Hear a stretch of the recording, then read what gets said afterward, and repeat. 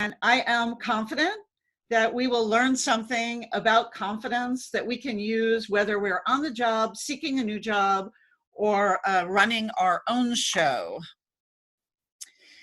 As Lucy mentioned, this event is brought to you by Media Confident, and Media Confident trains groups and individuals to be more confident through courses on working with the media, selling to the US market, presentation skills, and English language communication. We also offer training in diversity, productive feedback, intercultural teamwork, and harassment prevention.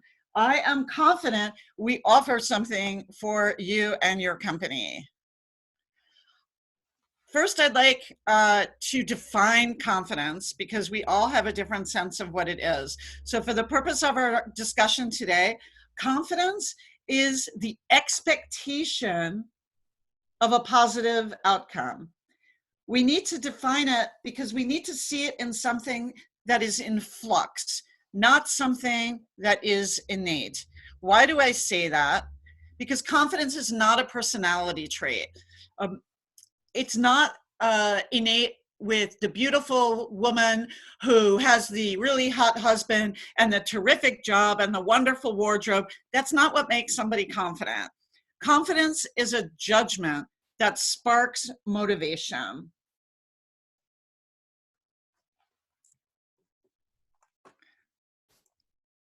If you have confidence, you're motivated to make an effort, to invest time and resources and persist in reaching a goal. Without confidence, it is easy to get up or to give up, not to get up, to give up and to not even get started. And I think that's pretty important. Women in confidence. I am shocked at how many male CEOs and managers have told me they would love to promote more women and they would love to hire more women in top positions, but they felt that the women they knew and the women who worked for them lacked confidence. And that is a definite motivation to make this discussion useful. So you can think to yourself, women and confidence, is it a love story or a horror film? Compared with men, according to more than 60 academic studies I have had the pleasure and the displeasure of going over, women don't consider themselves as ready for promotions. They predict they'll do worse on tests, and they generally underestimate their abilities. Half of female managers report self-doubt about their job performance compared with fewer than a third of men.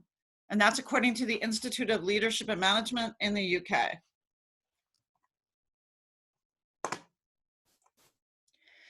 Men, according to the same studies, initiate salary negotiations 4 times as often as women do. And when women do negotiate, they ask for 30% less money than men do. Women apply for a promotion only when they meet 100% of the qualifications. Men apply when they meet 50% of the qualifications.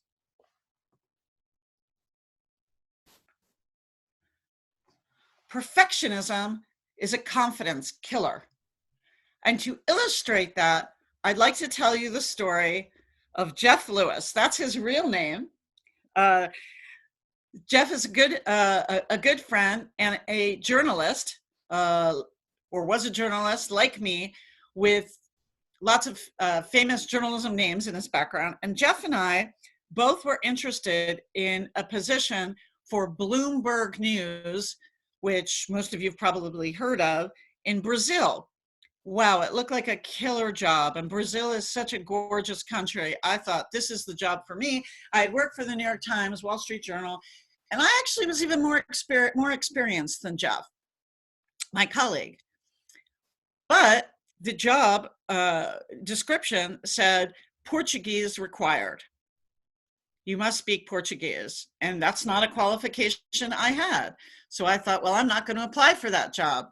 And I knew Jeff didn't speak Portuguese either. So do you think Jeff applied for the job?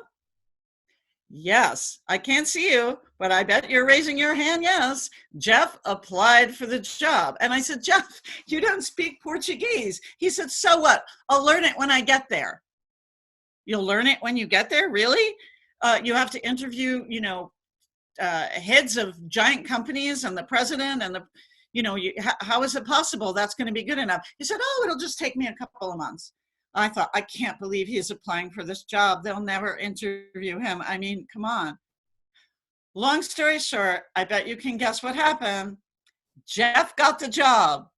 And you know what else happened? In 3 or 4 months, Jeff learned Portuguese. Now, I think he might still be there. But the point is, I didn't have the confidence.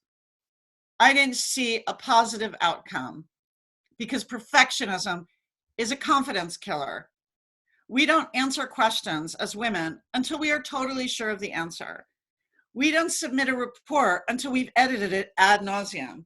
And we don't sign up for that triathlon unless we know we are faster and fitter than is required. Success, in my experience, owes more to confidence than to competence. I have here on the screen Exhibit A of that example.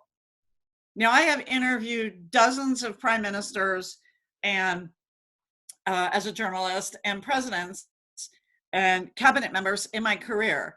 And I have found this particularly to be true. If you look at some of the current crop of people who are running the world, some of whom I've interviewed, Jair Bolsonaro in Brazil, the Kaczynski brothers from Poland, one of whom is no longer with us, as well as the Prime Minister of Hungary, Viktor Orban. What impressed me about them was that they had so much more confidence than competence. So it was clearly more important for their success. Now, if you still don't believe me that women have an issue with confidence, that maybe it's not just you and it's not just me, a very famous research psychologist, Zachary Estes in Italy, gave 500 students a series of tests that involved reorganizing 3D images on a computer screen. When Estes had the students solve a series of spatial puzzles, the women scored much worse than the men. And he thought, wow, are they really worse with spatial puzzles? So he looked at the results and he saw that the women left many questions unanswered. They didn't even attempt to answer them. So he had the men and the women retake a similar test, but there was one rule. You had to answer all the questions. It was not optional.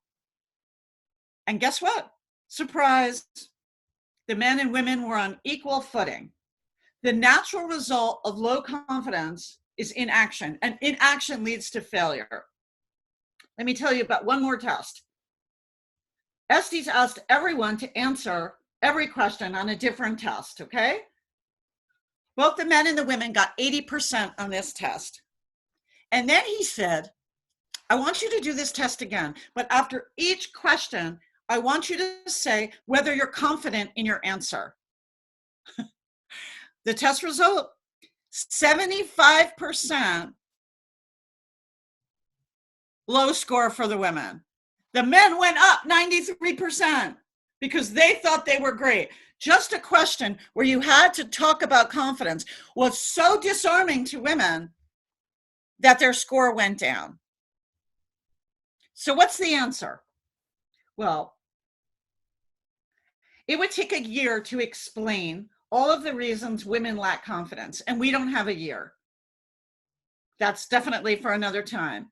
But I can tell you what I think the cure for a confidence problem is, the special sauce. Is it that women need to stop thinking so much and just act? Well, sure. We need to stop overanalyzing. But to act, you need to know your own story and how to tell your story. And you have more than one. How can you believe it's worth making an effort when you believe in your story? Knowing your story is what gives you confidence. Creating and telling a story that resonates helps us believe in ourselves and in our power. How do you start to tell your story, whether it's for a job interview or as an entrepreneur or looking for that promotion? I would begin with making a list of obstacles, failures, crises, or disadvantages you have overcome. List the accomplishments that prove your skills, that show your skills. Had a lot of career detours? How did the career detours show you a new path? They were useful to you. Stayed too long on one job? What was the turning point that showed you it was time to move on? So I mentioned this word turning point. Some people could say epiphany. It's what we look at in fiction. And I think a really strong example of that is a young lady who I worked with a few years ago, and she was desperate to get into a top US business school. She was from Prague, she was Czech, and she had grown up during communism and turned 18, 19 after the Velvet Revolution, the fall of the Berlin Wall. And she really wanted to go and get her MBA at Wharton. But she didn't have confidence in herself, even though she had great scores, good grades. And so I said, okay, you want me to work with you? Sit down with me for a few hours and just tell me about your life. Just sort of, tell me some of the things you went through, how you grew up. And I listened to her story, which was all over the place. She was telling me about different courses she took. But one thing that really stood out to me was when she told me that during communism, she came from a single parent family and they had very little.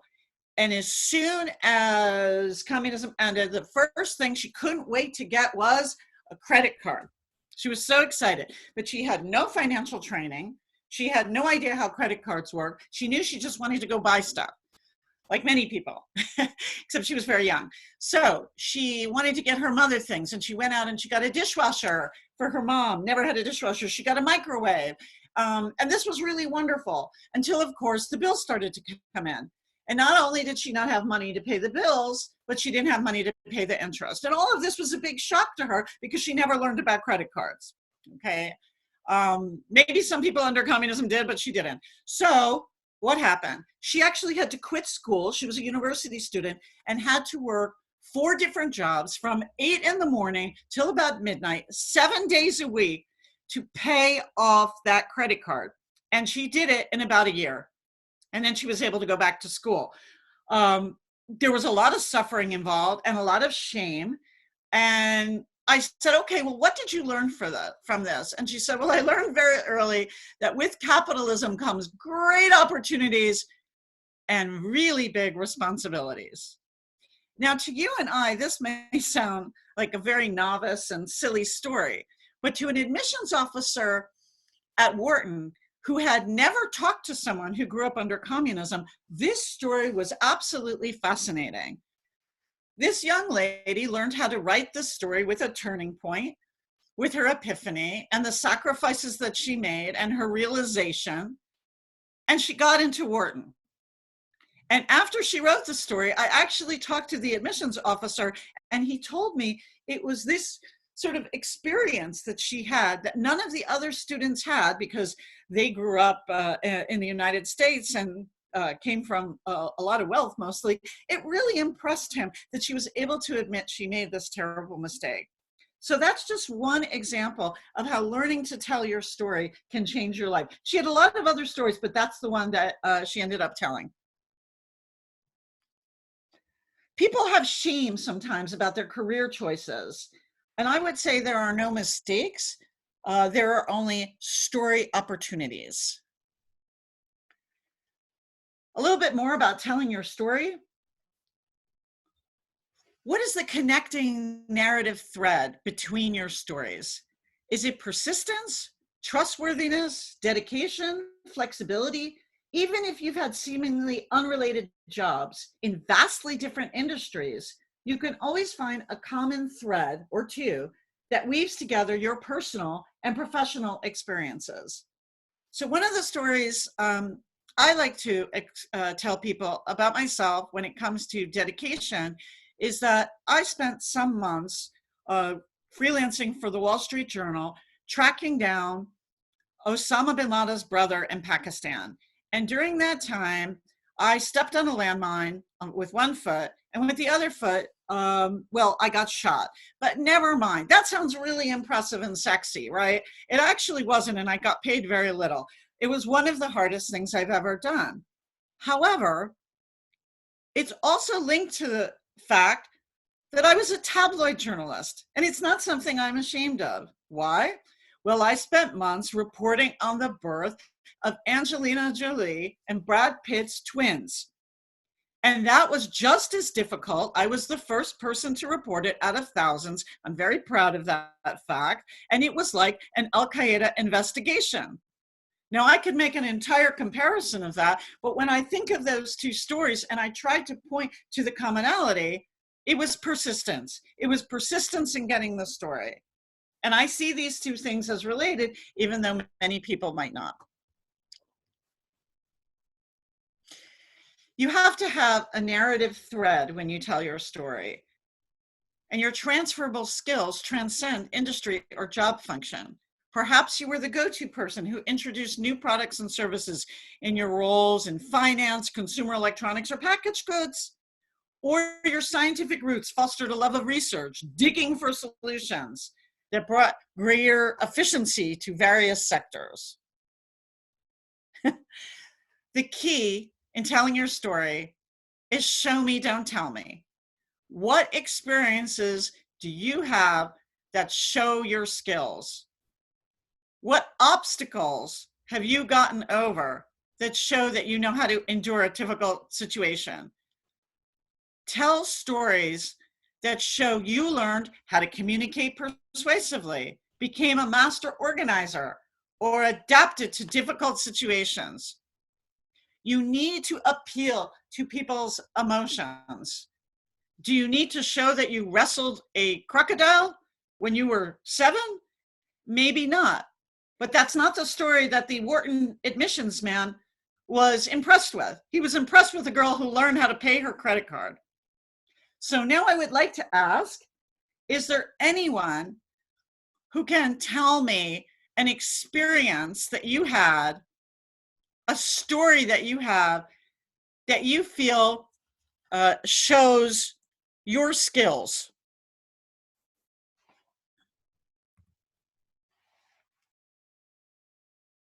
Lucy, I can't see, so you have to help me. Yeah, I'm looking. No Okay. one, no Anybody have a story? Anybody volunteering a story of endurance or obstacles?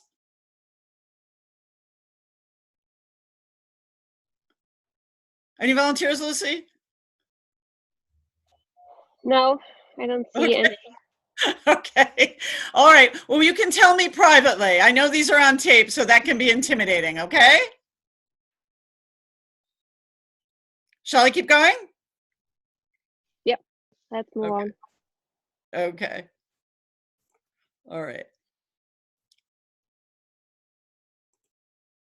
There we go. Back to full screen.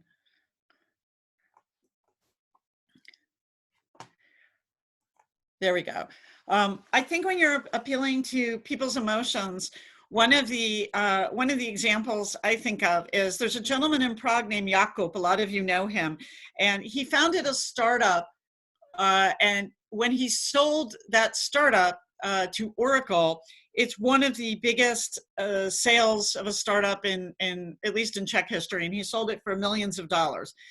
But when Jakub tells his story, one of his most important moments was how many times he almost went bankrupt, and that he was so poor during working for or running his startup and seeking money for investors that he was in London and didn't have enough money for the tube. And he had investor meetings looking for millions of dollars in investment, but because he didn't have enough money for the tube, he called his the co-director of his startup and said, "Can you send money to my account because I need to pay for a tube ticket for the underground?" And his co-founder said, "I'm sorry, Jakob, there's no money in our account. You're going to have to walk." So Jakob ended up, as he tells it, walking to 3 investor meetings across London. It took the entire day. It's a miracle he wasn't late. And he almost ended up sleeping on the street, I think. This, to me, the humility that this shows, this man who made millions of dollars, but was so broke that he had to walk miles for investor meetings, is the kind of story, it's dramatic, but it demonstrates somebody who doesn't give up. And I think those are the kinds of things you need to think about when you talk to employers or when you think about your own story and your narrative thread. Another thing you have to be ready for when you're telling your story is be ready to shift with interviewers who are not sympathetic, who are unsympathetic, to find out what resonates for them. If you only have one story to tell, that can be a difficulty when you can tell the interviewer is not interested. So this happened to me quite recently. Actually, I gave birth to twins at 47, and I always thought this was a really great story about how I endured. But my male interviewer, he was a client I was looking to get, and his eyes were glazing over as I told this story. He looked so bored, I thought he was going to fall asleep. So clearly, interesting story maybe, I don't know, but wrong audience. And I was in the middle of trying to get this client, and I thought, what am I going to do? And I had to shift very quickly. So I thought, okay, let's make this about him, not about me. And I looked around his office, and I noticed that it had a strange resemblance to restaurants where I used to interview transport officials while living in Irkutsk, Siberia. It had this red and purple glow. If you're looking at the slide now, you can see a certain look that for some reason, his office had. And so I told him that when I was in Siberia, his office reminded me of where I used to do interviews. And he perked up and he said, "Really, what was the similarity?" And I said, "Well, it kind of looked like a brothel." Now that was a very risky thing to say. And he said, why did the places you worked in look like a brothel? What were you doing there? And I said, well, about 150 interviews I did when living in Irkutsk, half of them, I counted 75, were in restaurants that later turned into strip clubs. And I would be interviewing a head of a company or a government official, and suddenly the lights would start flickering and women would start dancing on tables or around poles, and I had to keep up with the interviews. And this story was far more interesting to the man that I was trying to get as a client than the fact that I gave birth to cute little twins. So we then had a discussion about living in Russia, about interviewing while strippers have various body parts in your face. And I had never really thought that much about it, but somehow it occurred to me. So you have to have it ready. You have to think fast and you have to be prepared. Another element of your story that you need to have is suspense.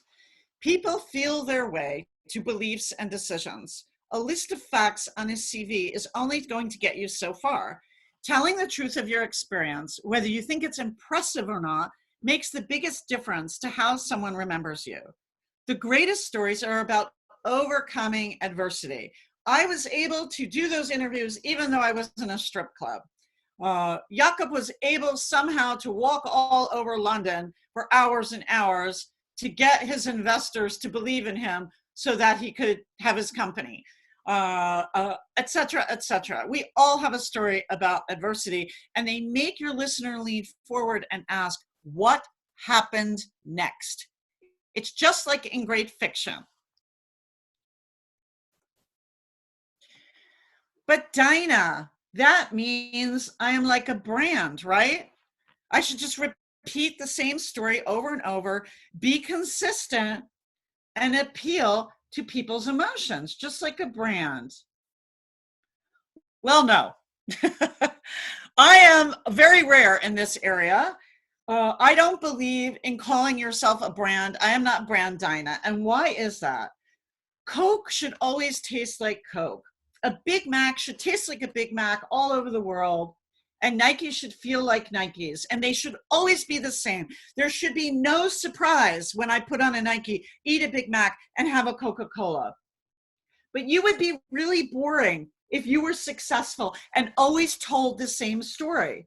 Like that guy at the party who bores everyone and is always telling the same story. That's not you. You have failures, you have successes, and days where you taste more like a hot dog from Wenceslas Square in 1985 than you do like filet mignon.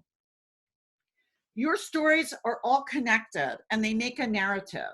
My failures are definitely my best stories, but you're not going to read about Coke coming from cocaine on its website. You're not going to read about McDonald's strikes and how little they pay people. And you're not going to read about the fact that Nike used to employ basically child slaves in Malaysia on their website. It's going to be happy stories and good stories, right? You don't read about brand failures on their web pages, but you are much more interesting than a brand. So how do you find your story? You sit down with a friend, a stranger. It could be a coach. It could be a mentor from Femme Palette. And you practice. Other people will see the story that you don't see. That I can guarantee you. It is very difficult for us to kind of take a back seat, gain some distance, and see what makes us interesting to other people. We need other people's help for that. Without a compelling story that lends meaning, unity, and purpose to our lives, we feel lost and rudderless. Our story gives us motivation and helps us endure frustration, suffering, and hard work. So now you have your story, and you got through the interview, and you got the job of your dreams. That's the good news. The bad news is you are terrified. So here are a few tips to think about how to get on the job confidence. Confidence on the job. Tip number 1, trumpet your own successes. And this is really an area I feel the women I know could do better. How can this be done in a way that doesn't annoy other people? Nobody likes a braggart, right? There should be one thing each week, one thing that you tell people that you are proud of. Practice with your friends first, then maybe your colleagues, and then let your boss know when you feel comfortable. Sometimes it's an email to the team or to your bosses. Make it matter of fact. It's not humble bragging, but I know each person listening right now or watching has an achievement that they haven't talked about. When you get done watching me, listening to me, I want you to write down an achievement that you have this week that you haven't told anyone about. How do people you admire talk about their wins? Think about that too. Keep track of your daily accomplishments. Keep a file online off of compliments people you have given for your work. For instance, I get thank you notes from my students. I put them on Facebook or if they let me, or, I keep them in a box or I put it on LinkedIn. I'm proud. And I think that's okay. I worked hard for those successes. Tell people when you've done a good job. The kudos file, as I call it, comes in handy when you look for future work. When you're feeling really crappy, it also helps to look in that box and see, hey, I'm a lot better than I feel right now. Tip number 2, turn personal attacks into a change agent. Another journalist years ago, surprise, a man, I like men, everybody knows that, told me I always interrupt myself, and I was devastated. I hated him. I now feel, though, more confident because I remember to instead take the truth from what he said and use it to change. I do interrupt myself when I speak. He was right. He didn't say it in a very nice way, but it's something I need to practice. And I feel so much more confident thinking about that it's something I can fix. The most confident managers I know are self-aware and like criticism. Taking criticism and accepting it, you can call it feedback, it doesn't matter. Sometimes it just feels like an attack. Accepting it and learning from it gives us confidence. On the other hand, know when to bounce the BS. Someone once told me, you are the kind of person who people only want to deal with in small doses. I cried when he told me that because I thought I was someone everybody liked. I now understand that I must be so powerful that one dose of me gives you something to remember forever. And that this man clearly is not someone who anyone remembers. Another way I deal with real insults like that is through meditation. I only meditate once a week, but when I do, I take all the things that are making me upset about myself, things I heard, and I picture them and I listen to beautiful music and I have those things pushed over a mountain. This sounds so touchy-feely, and I never would have thought it worked. But 20 minutes of this every week, imagining these things either being ground to a pulp or thrown away, it's very cleansing. It's like a juice cleanse, only it's for my mind. So this is something I would really encourage people to do as well. Tip number 4. Speak at meetings with bosses, colleagues, and clients, and make what you say count. This may seem rather obvious, but I've had male managers complain to me about women who don't speak at all at meetings. I found this surprising. There is always the person who never shuts up and makes the meeting run over, right? You don't want to be that person. But then there's the person who only says one thing and everybody listens because it's short and to the point. And he or she or they only speak once. Be that person. Have something to say at that meeting that matters. And it's best when it's not about yourself. How do you know what to say at the meeting? Be more prepared than anyone in the room. That sounds a bit like perfectionism, but that's my own special sauce. I like to really research my topic, and I like to know that I really studied, that I really learned something about what we're going to talk about. So therefore, that one sentence that I say is going to have impact. Tip number 6, find people who will boost your confidence and talk to them at least twice a week. Wow, is this an important one? I don't know if she's on this webinar or not. She promised to call in, but there's a woman I know who I can talk to, a friend from college. I can talk to her once a week, and she makes me feel great about myself. She always asks me what I'm working on, and then I tell her everything that I'm reading about. It could be about diversity, it could be about presentations, it could be about helping startups, and she's always sounds so impressed. It's kind of like, maybe it's like talking to your mom. Maybe it's your mom you need to talk to. But I think that if you talk more frequently, not people who flatter you, but who are interested in what you do and they make you feel good about themselves, talk to those people at least twice a week. Put it in your calendar. And I can guarantee you, you will feel more confident. Okay. Tip number 7. One of the best ways to build confidence is to get clear on your strengths and find ways to integrate those strengths into what you do every day. Now, we always hear lead from your strengths, lead from your strengths. Well, if your current job doesn't maximize your strengths, you need a new job. Maybe you don't know what your strengths are.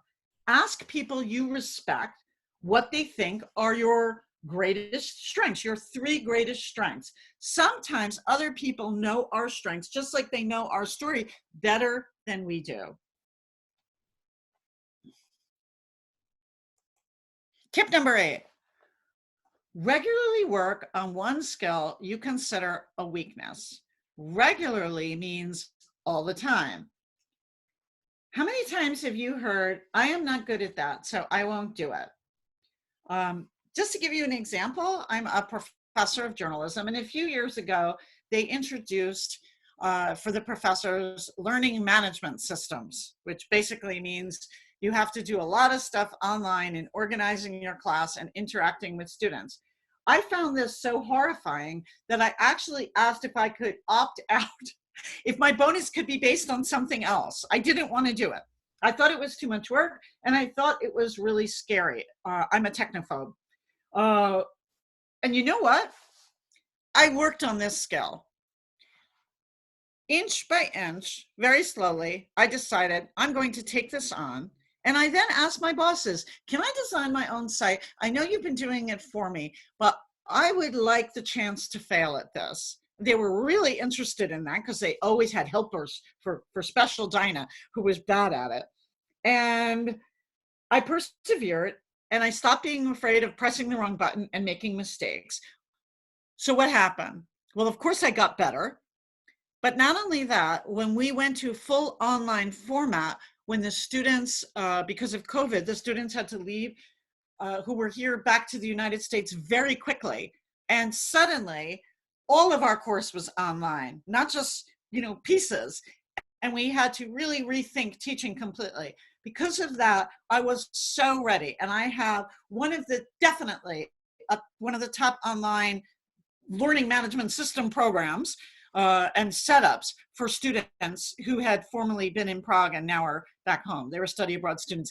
But it took time. And I had to say, I want to do something I consider myself bad at. This has given me so much confidence. In the region where we live, where some of us live, the former Eastern Bloc, and in the Czech Republic, people get pigeonholed and they don't get a chance to work on their deficits. This leaves us feeling stuck and incomplete. I remember a man in the Czech Republic I met, he said, you're never going to learn to ski, you're too old. He also said, nobody should learn to scuba dive, particularly women who are over 35, because they're too afraid and they'll mess up. And I've just heard a lot of these statements that you're good at this, you're not good at this, and that's it. And I find that more common in this region. And then we start giving our self-talk about this. So I would really like to encourage anyone who has heard this to learn to laugh at yourself and learn to fail and learn to enjoy it, because you will get better. Whether it's trying skiing or public speaking. Lucy, I'm thinking of you. What a great job you did at HR Disrupt. Or for me, a learning management system for teaching. There's nothing you actually can't try and get better at. It doesn't mean you'll be the best. But I think it's given me great confidence to see that I could change. Tip number 9, shyness. I promised to touch on shyness. To dilute shyness, I use the word dilute because you're not going to eliminate shyness, but you can dilute it. Ask questions and seek out one-on-one connections if you don't like to be in a group.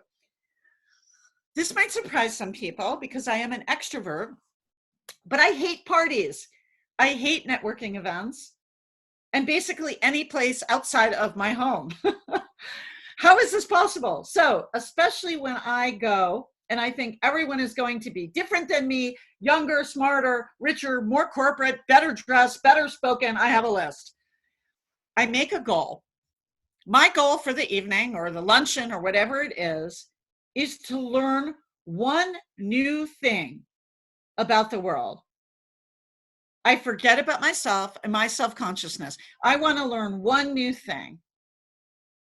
And when I'm focused on that, I'm asking questions. I'm thinking, okay, I want to leave this event and learn one new thing new. That could be by talking to a person. How did they start their business? And it stops being about me and my fears. And it starts being about what I can learn from someone else. And my shyness and my discomfort go away. And finally, to dilute shyness, check in with friends and colleagues to see how people perceive you. Do they feel you are aloof? how could you project warmth in a way that is true to who you are? If you're not the kind of person who sort of runs around and embraces everybody,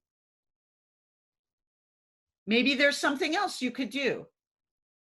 You don't have to fake a smile, but maybe just making eye contact will make other people feel comfortable, and you'll feel more comfortable. See everyone as a potential ally. I'm American. I want everyone to smile at me, but I understand that that's not always how it works. Still,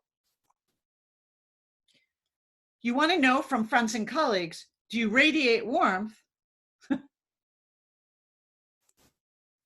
Or do you come across as this employee like the Ice Age, right?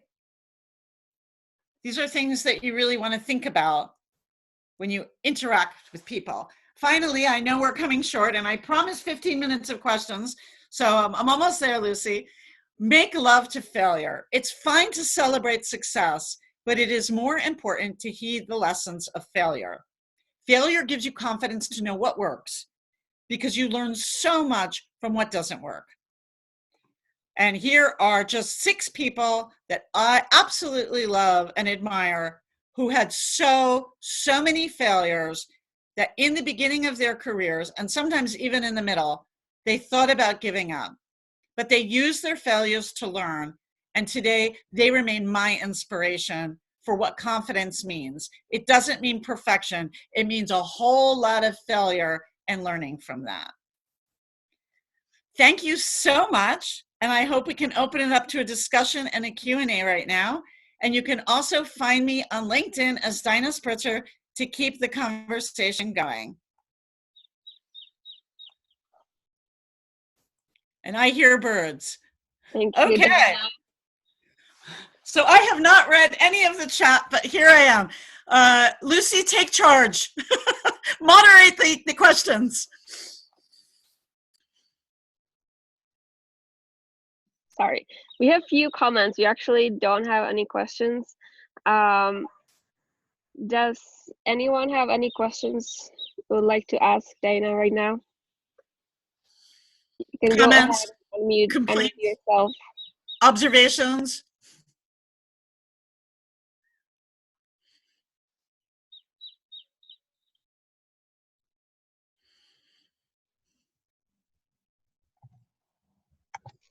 Anything about women? Oh, I see somebody. No? Okay. It's Paulina speaking. Hi, Paulina. How are you doing? I guess okay. I finished and I didn't have a heart attack, so I'm all right. Good. That was a very nice presentation. Thank you for that. My question is, have you ever considered yourself as a shy person? Oh, wow. Thank you for the question. I've considered myself a person, not shy. No, I was never shy, but definitely a person who had problems with confidence. Definitely, and definitely a person who could be intimidated at some very surprising junctures in my career and in my life. And I feel like I'm still processing that. My question is connected to my thoughts about how to, check the perception of others about ourselves. Sure. Because I may think about myself that I am something. I don't know, self-confident, or the opposite. I am shy or not confident enough. And maybe the people around myself, they think differently about me. So how to check it on others, with others, my perception about myself and the perception of others. Sure. I think that's a really good question. I don't think our perception of ourselves ever matches how other people perceive us. And I think that who we are, our identity, is always a beautiful combination of both. And I think we have to get more comfortable with hearing how people perceive us. That can be so difficult. I think it's good to start in a place where you feel safe, and starting with really good friends who you trust to make you feel safe, and start that conversation with them. I know if I were to go up to somebody who doesn't really like me or somebody who's really harsh and I ask them how they perceive me, it's going to be so different than how I perceive myself that it's going to be troubling to me, and I'm going to stop. So I would say the first thing is to start with it with a girlfriend or someone you really get along with who knows you, and you start and you say, I see myself like this. So I see myself as friendly and warm and fun, and I'm a good listener, and I know I have a really good friend.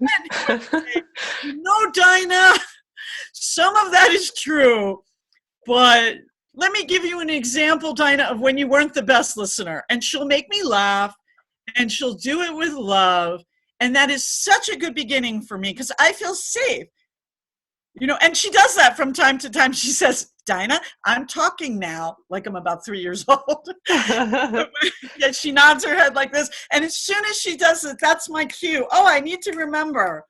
Yeah, I love to hear myself. So does that help you a bit, Paulina? I'd start out safe. I don't think, especially if you have a boss that you don't have that makes you nervous, if you sit down with them and you say, I think I'm doing a great job. I don't think that works. But Paulina, one thing more I want to say about this, it's really important when we talk to people or when we tell our stories to ask for concrete examples. Every once in a while with my husband, maybe once a year when we're fighting, I mean, no, that's not how often we fight, but once a year, he will say to me, he will actually give me a concrete example of something he can't stand. And I stop because instead of saying, Dinah, you're this, Dinah, you're that, he's giving me this example. I can't walk away from that. He's calm. He's really calm. And it's not a matter of winning. I feel actually, wow, I just saw what he said. I can't deny it. And now I'm going to think about it, even though my outside face might be like, nah, I don't like the way you're telling me this. It's that specificity that we really need from people. So if you want to manage up or manage sideways, ask people to give you, and you have to say it in a friendly way. Can you give me an example of that? I do that when I'm, if I have a student, every once in a while, shocking yet true, I'll have a student who doesn't like me. It's maybe sometimes a personality glitch or disconnection. And I'll ask them to give me an example of something that I did that they didn't enjoy. Now, I'm not going to say that's fun, Paulina. Mm-hmm. but it's not. But it's useful. Just like when you fall down and you're ice skating, right? You can't learn unless you fall down. So I could be better at falling down. Does that help at all? Yeah, I think it does help, because you mentioned the presentation that when we have some people with negative comments, negative feedback about ourselves, we can learn from it. But I think it's really difficult. So yeah.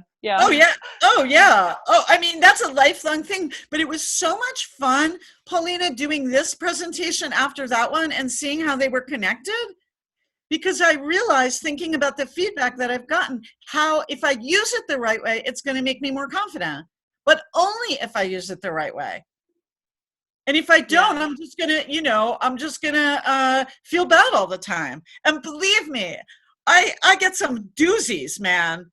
I presented the story about the twins and the strip club, which either you liked or you didn't. I'll find out later. But I had a guy who said he was going to help me network a bit, and I sat down with him, and he said, when you go to speak to my contacts, there are 2 Dinahs. I said, really?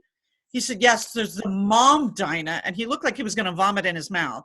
There's the mom Dinah, and then there's the Dinah who was a war correspondent. So basically, I was either a piece of garbage or a war correspondent. And oh gosh. Paulina, how do you process this? I mean, how do you process that? No amount of meditating is going to get rid of that. And one way I process it is to tell the story and laugh at it.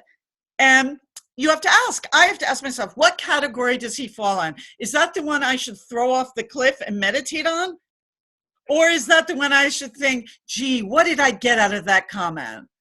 I think what I got out of that comment is that, maybe that man needs some medical attention, but I don't know. It means also that I could work on my presentation, or I talk too much about being a mom. I'm not sure. I really have to think about it. So I really want you to know that, I get knocked down quite a bit too. And that goes through my mind. Thank you so much. Oh, you're so welcome. Thanks both. We have more comments and questions here in the chat, Good. Dinah. So I would like to take the next question, which comes from Veronica. She's asking, how do you calm yourself down if you are crazy nervous? Let's say before an important meeting or presentation. Oh my gosh. That's the best question ever. Isn't it? I think, Lucy, you could tell us. Well, I guess, everybody has their own tricks. What I'm going to say is really crazy. And that is, and probably an homage to my family. I say, okay, this feels really, really terrifying, but there's two things that I need to remember.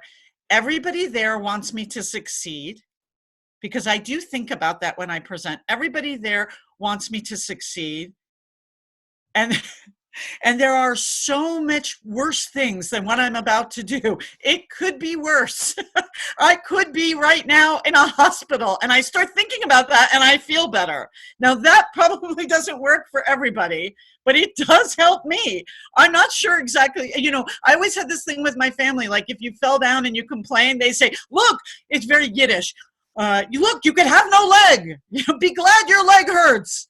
So I think right before a presentation, what I think about is, wow, this is so terrifying, but I could be in the hospital right now and not be able to speak. And somehow that makes me feel better. That's a way that I also love to laugh. And I touch people. So hopefully not in a harassing way. But I remember Lucy and I presented at the same meeting, and Lucy was very calm, maybe not inside, but very calm. I was so nervous, I thought I was going to be ill. And I needed something tactile. So there was a woman next to me who I didn't know, and I started to stroke her arm. And she was so kind. She almost held my hand. It was like getting a shot at the dentist, or a shot at, that really helped me. Doing something tactile, fidget spinners, anything, that helps me. But also talking to someone in the same boat. I also turned to the next person and said, God, are you nervous? He's like, oh my God, I'm so nervous. Do you remember that, Lucy? I think being in the same boat really helps. So those are just a few tips. But if you see everyone as out there to judge you, and forget it. Also, I've had some really bad presentations. And I like to look back at them and laugh at what I did wrong. That actually helps me. It prevents me from making the same mistakes. It's not always going to go right. Anyone else? Yeah, we have a couple more. I saw Blanca, you raised your hand, but then you posted your question in the chat. Would you mind just... I see it, Blanca. I'm going to look at it, okay? Can I read it out loud? Blanca has her mic off. Okay, let's see. And then I lost it. Okay, I can read it. Okay, thanks. She's listening from the US, where a lot of people got laid off. Yes. Which obviously gives your confidence a bit, especially if you can find a job for a while. Is there anything you recommend to do during this quarantine time to work on that confidence outside of work settings? Yes. Blanca, are you able to tell me anything about what your skill set is, or what your kind of jobs that you do? Hi, Blanca! Thanks so much. Sorry, I was walking my dogs and my internet was pretty spotty, so I wasn't sure if I can even talk.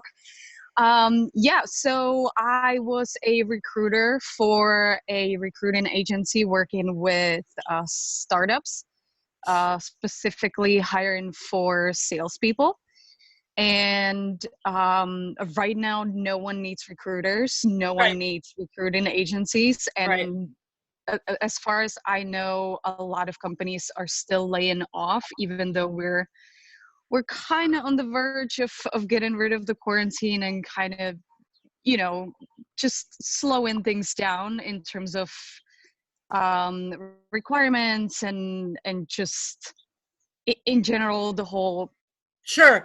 shelter at home, I should say. Sure. So, Yeah, go ahead. and what I'm trying to do is, find an in-house position. And again, not that many companies are hiring, and the companies that are hiring usually have really high standards. And then there's, 300 plus people fighting for one position. So just in that kind of a settings of like, thinking of myself as, okay, I can do it, or I should reach out within my network, all of this in terms of confidence, how do I work on that? I think, well, I mean, the good news is, I don't know if it's good news, but there's so many people in your position right now. So you don't have to feel, sometimes when we all go through it together, business is down for almost everyone, unless you make face masks, right? Or you work at Amazon maybe. So you're with a lot of people who are in your position, and it's important to feel that solidarity as a confidence builder. But you asked a really practical question, and I guess what I would say is, surely I cannot tell a recruiter how to find a job, but I can tell you it's really important to feel like you're still working.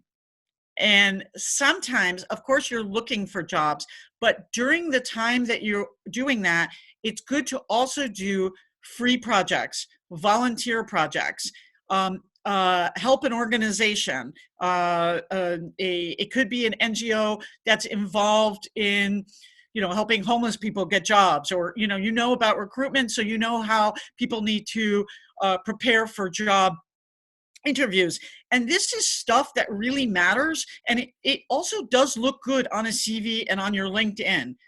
It's just as good as a job. It doesn't pay, but it boosts your confidence.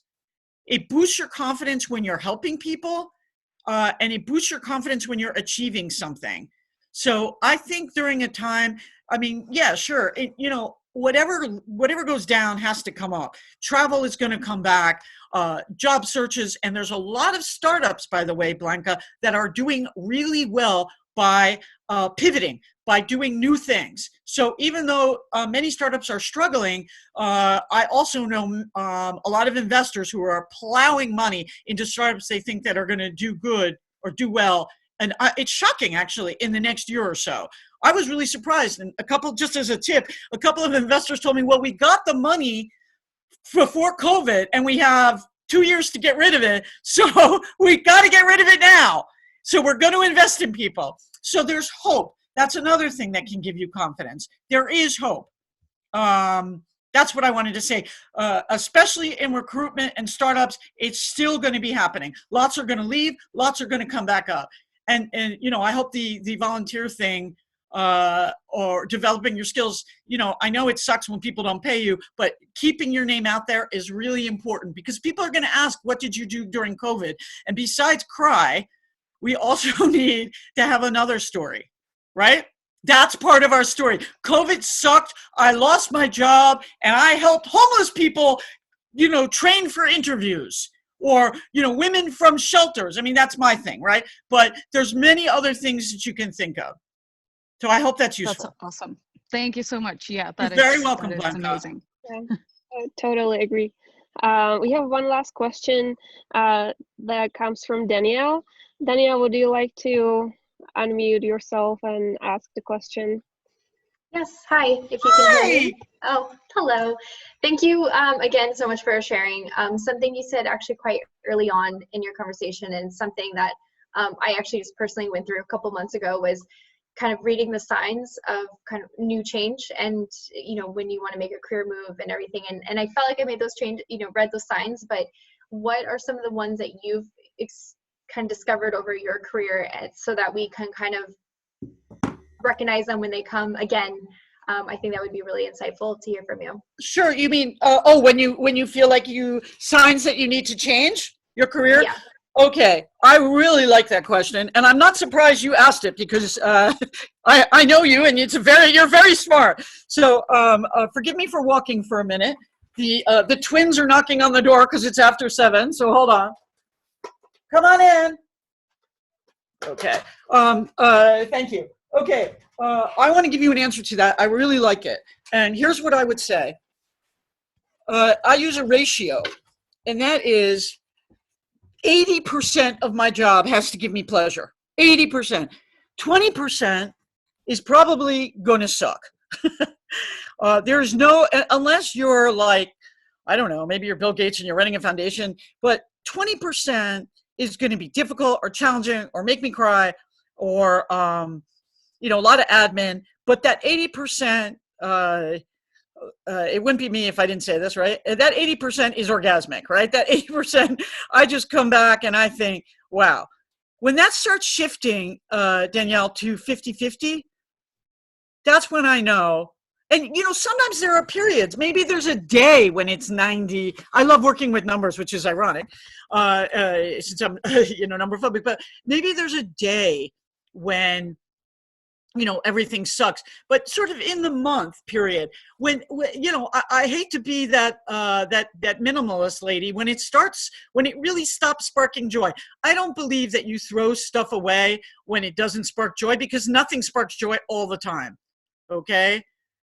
Nothing does. And, people who are like, I love my job every day, I'm really happy for those people. Okay. And I think that's great, but that's not my experience, because you know what? I have to send invoices, and sometimes I'm going to have conflict, and that's just how it is, and sometimes you love what you do, but maybe you don't love the people that you work with. That can be also a problem, and that feels really bad. And sometimes you wait it out. I had a job once that, I really loved, and then someone came and made me not love it. And that was time to move on. I find this, look, people talk about this a lot, but one of the things they never talk about is the practicalities of this, which has to do with money. Sometimes we can't leave a job. Nobody ever writes about that. I see all these articles on, Medium or LinkedIn, like, when it's time to change. Well, yeah, what if you have 2 kids and, you're a single mom, and come on. We can't always do, and that means, okay, but then I have to work harder, and I have to study at night, and I have to make sacrifices, but you can only hold up that part for so long, right? So have you ever met those people that are miserable at their job for a really long time, and you wonder why they don't change? They lack confidence. Does that help? It does. Thank you. Okay, you're very welcome. And we have Zano, who has comment on this. You want to unmute yourself and share it? Hi, can you hear me? Wow, hi, Sanel. How are you? Long time no see, my friend. It's lovely to hear your voice, Sanel. I'm very impressed. Coffee breaks, we can do them again. This has been a fabulously enlightening hour, I want to make a few comments, and just to put it in perspective, I retired a few weeks ago during this lockdown, and I waited my entire life to do that, and I thought it was going to be a lot more exciting than what it is, but it's right now not. But you said so many truths today, I was in the corporate world for like 35 years, and I can tell you some of the things you mentioned about the facts that women ask for salary increases less, for promotions less, for, we doubt ourselves, we want to be these perfectionists. It's all true, guys. It really is. I mean, Zanil should know. I'm interrupting. Zanil, by the way, is a former top executive for one of the most important companies in the world. That's all I'm going to say. So listen to her and listen well. But even so many things resonated with me today. And I think I'm going to forget some of the things I want to say. But I tell you, I sit here today, I have the benefit of hindsight to know what I accomplished.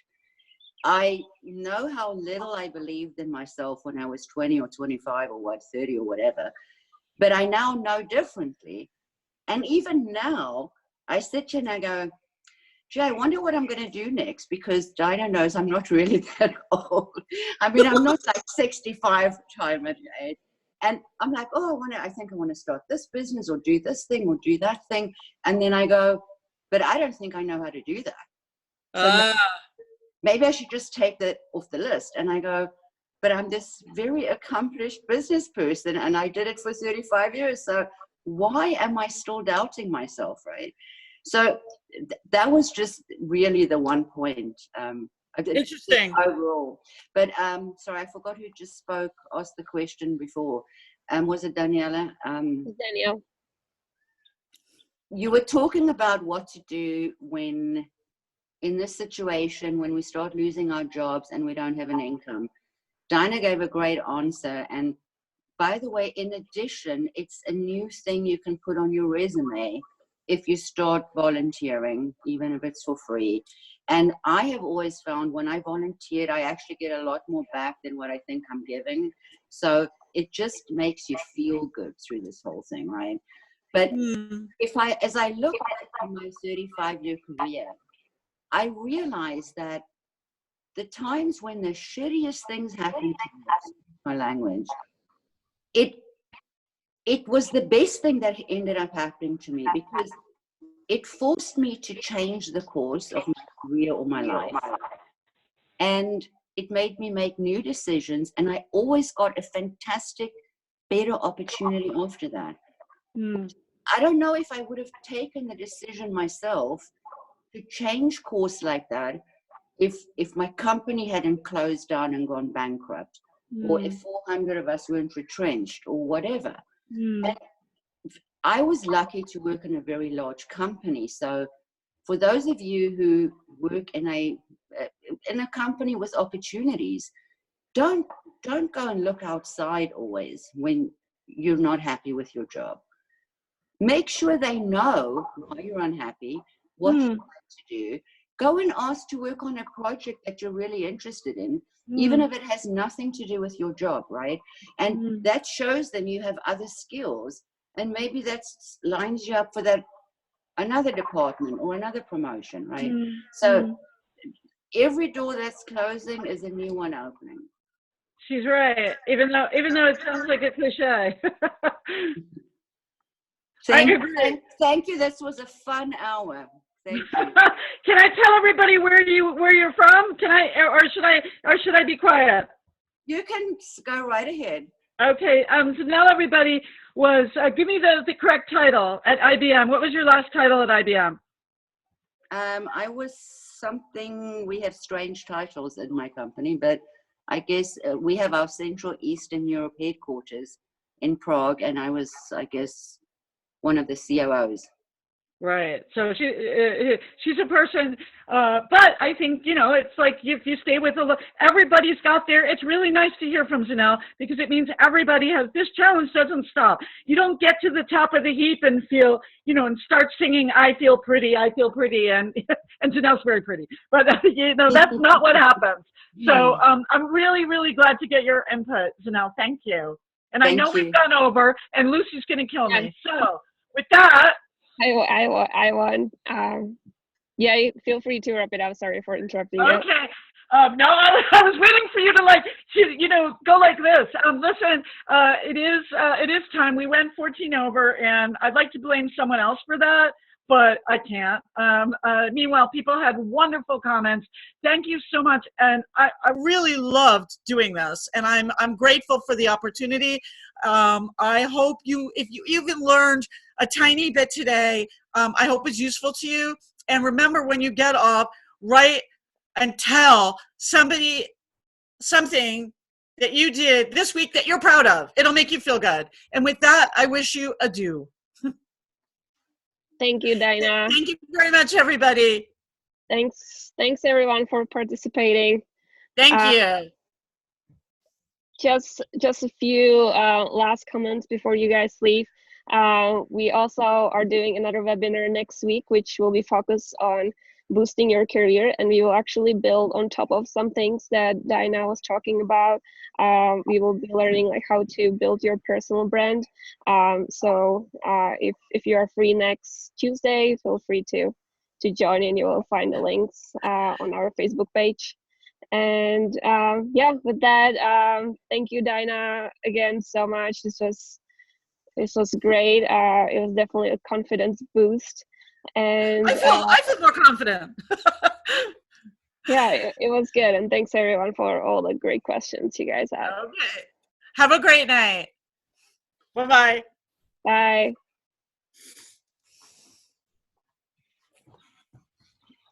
How did you open the door?